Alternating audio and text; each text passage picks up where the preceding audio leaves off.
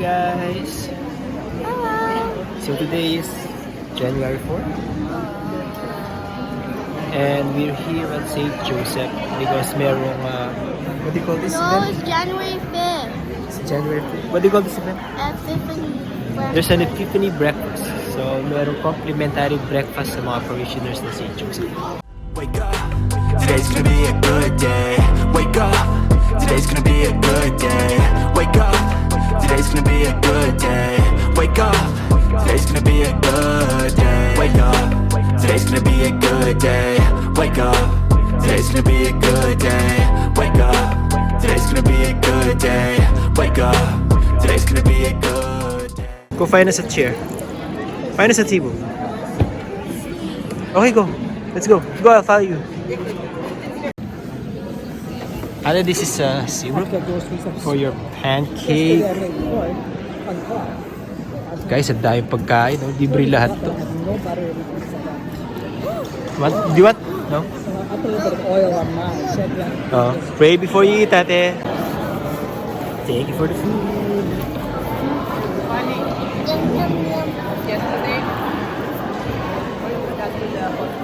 You know guys, it's amazing, walang bayad to. Libre. Hindi ko alam kung paano nila nasusurvive. Hello sis! Video kami. Tapos na kayo? Tapos na. Okay. Magsisimba pa kami pagkatapos. Okay, sige.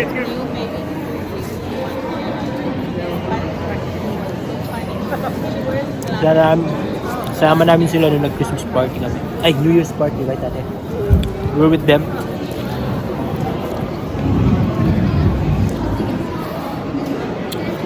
Hindi ko alam paano na nagawa ito.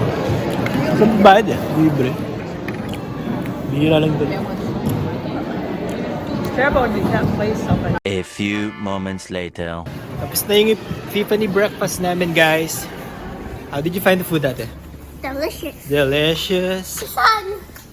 So right now, punta na kami sa church. Nagpunta lang kami ng maaga dito para to support the breakfast. Akala namin may bayad eh. Pero pagpunta namin, nagtataka kami, walang nagbabayad. So I asked yung mga servants, I asked them paano yung pagbabayad, and they said it's free, complimentary of the church. So medyo nabigla kami. Right ate? Free. Yeah, because it's free. Siyempre nakakapagtaka rin, so saan kinukuha nung church yung pondo para ipakain sa mga parishioners, di ba? But still, grateful. And right now, after that Epiphany breakfast, we're going to the 11:15 Mass. Kasi magsaserve kami as Ushers. ushers. We're gonna serve as ushers, me and ate. Tumutulong na to kahit bata pa eh. Right ate? Huh? Okay, see you later! 1 hour later. So there you go guys, tapos na nga yung Mass. So this Sunday was the Epiphany Sunday, or ito yung araw kung saan yung three kings na-meet si Jesus. Kaya makikita natin sa church dito sa mga clip na pinapakita ko ngayon, si ate, si Tay, kinuha siya as a representative dun sa travel ng three wise men. So kumuha sila ng 4 na bata. Si ate Tay nga yung may hawak ng star, kumbaga siya yung Star of Bethlehem, tapos siya yung sinusundan ng three wise men. And also gusto ko nga lang palang i-suggest sa inyo na kung nandito kayo sa Vancouver and kung nasa Richmond kayo and it so happen to be na Catholic kayo, baka gusto ninyong maging member ng parish namin, St. Joseph the Catholic Workers Parish. Kasi nga maganda yung community doon. Nakita nyo naman, after every mass kasi, merong konting salo-salo, merong get-together, communion meal ang church namin. Tapos kanina nga, hindi ko akalain na meron palang Epiphany breakfast na libre. Akala ko may bayad yun eh. Kami talaga ni Tay, decided kami na pumunta ron. Akala namin fundraising siya. So pumunta kami ni Tay para kahit paano makatulong by donating some amount, tapos makipag-breakfast kami. Pero as it turns out, hindi pala siya fundraiser, kundi siya, ang tawag dito, libreng pakain siya ng church. Nabigla nga ako kasi ang dami nagpunta para maki-breakfast. Akala ko lahat ng yon magbabayad, pero hindi pala, kundi gastos lahat ng church yun. And this Sunday morning nga, merong 3 mass, and every time after the mass, this Sunday, merong Epiphany breakfast. So 3 breakfast meal yun. Isa sa 8 o'clock, isa sa 9 o'clock at sa 11:15. So ang sarap sa pakiramdam na yung church ginagawa yung lahat para yung mga parishioners niya is magkaroon ng munting salo-salo, makapagkwentuhan sa isa't isa, magkaroon ng get together. And so far lahat naman ng Catholic Church dito sa Vancouver, gano'n naman kasi kahit nasa St. Matthews kami, after specific mass, hindi naman lahat ng mass, pero after a specific mass time, may konting salo-salo rin, pa coffee, pa kape, gano'n. Pero dito sa amin sa St. Joseph nga, since mga Franciscan friars yung nagmamanage yung church dyan, and meron silang meron silang vow of poverty. So kapag may pondo yung simbahan, they always give back to the community. Kung makikita yung church, medyo luma na yung church Kung may mga renovations man, hindi gano'n kayang grande. At yung ibang mga churches dito sa Vancouver, magaganda yung mga churches. Yung church namin medyo luma na.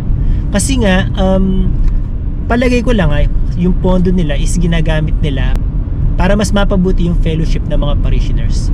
Anyway, hindi lang naman sa church namin, lahat naman ng church magaganda rito.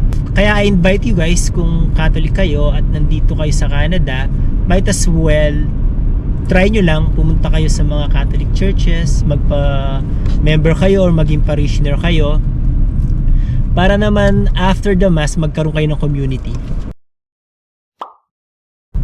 Trivia lang pala guys regarding sa Epiphany or yung pagbisita ng 3 wise men kay baby Jesus.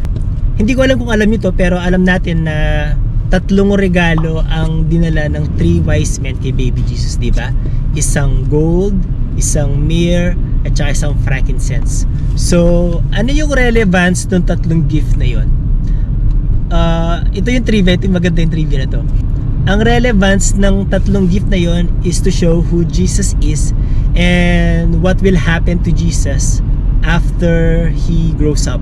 So, yung gold is a symbol of his kingship kasi nga Jesus is King of Kings, sabi sa Bible, diba? And yung frankincense naman is a symbol of divinity kasi nga Jesus is 100% God and 100% man. So yung frankincense, it's a symbol of Jesus' divinity. Kaya nga sa church, kung magsisimba kayo, mapapansin nyo na lagi tayong gumagamit ng insenso para to make the whole liturgy divine, di ba?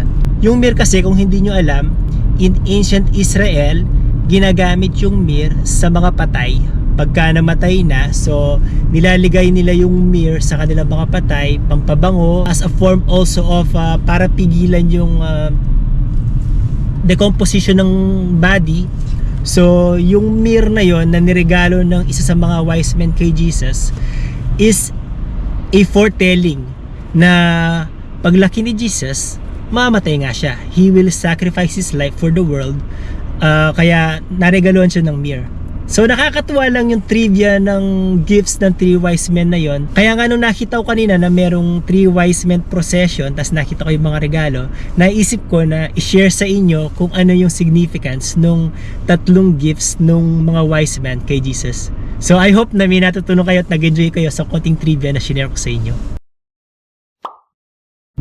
On a different note naman guys, naglabas na naman ng statement yung immigration the past few days na yung grandparent or parent sponsorship program nila isasara na muna nila ngayong 2025. Medyo nakaka-dishearten nga yung balita na yon kasi maraming mga nagpunta rito, mga immigrants dito na umaasa dun sa program na yon para makasama nila yung mga magulang nila, mapetisyon nila yung mga magulang nila or mga lolo. Kasi nga mahirap ang buhay dito in terms of mag-aalaga sa mga bata. Walang mag-aalaga, and usually para lang makapagtrabaho ka, kailangan mong iwan yung anak mo sa mga daycare, which is magastos rin naman. And itong program na ito kung saan pwede mong petisyonin yung mga magulang mo or mga lolo ng mga anak mo para maging permanent resident sila dito sa Canada. As of now, ipopost daw ng immigration muna kasi nga marami silang backlog. Actually guys, yung mga backlog ng grandparent sponsorship is 2020 pa ata, kung di ako nagkakamali. Every year after 2020 sinusubukan kong mag-apply pero laging sarado Kasi nga, kini-clear muna nila yung backlog ng mga 2020 applicants. So yung 2021, 2022, 2023, 2024 na mga parent sponsorship, mula yan sa backlog ng 2020 pa. So medyo matagal-tagal na nga. Akala ko matatapos na this year yung pag-clear ng mga backlog na yan, and sa 2025 magkakaroon ng bagong program, kasi nga gusto ko rin kahit paano petitionin yung nanay ko. Pero as it turns out nga, sinara muna ng immigration temporarily daw itong program na to.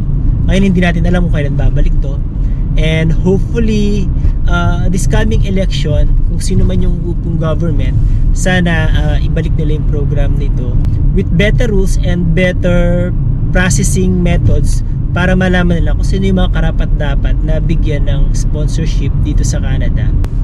So yun lang gusto kong share sa inyo guys. So kung kayo nandito kayo sa Canada, tapos hindi kayo nakahabol dun sa 2020 grandparent application, tapos hinihintay nyo yung matapos yung mga backlogs at plano nyo kuhanin yung mga magulang nyo this 2025 through new programs ng immigration, medyo madi-disappoint muna tayo kasi tinanggal muna yan ng government. And let's just wait and see na lang kung ano yung mga magiging programs ulit in the future ng government pagdating sa pag-i-sponsor sa mga magulang natin. So there you go guys. I hope kahit paano nag-enjoy kayo sa vlog na ginawa ko ngayon. Alam ko medyo short lang ito. This is just on a short notice. Pero sana kahit paano nag-enjoy kayo. And if you don't mind, please don't forget to subscribe to my channel, like this video, click the notification bell, and share this video with your friends. And drop your comments na lang kasi nakakatulong yung comments niyo para i-promote ni YouTube yung video natin. Maraming salamat po. Hanggang sa susunod. Bye!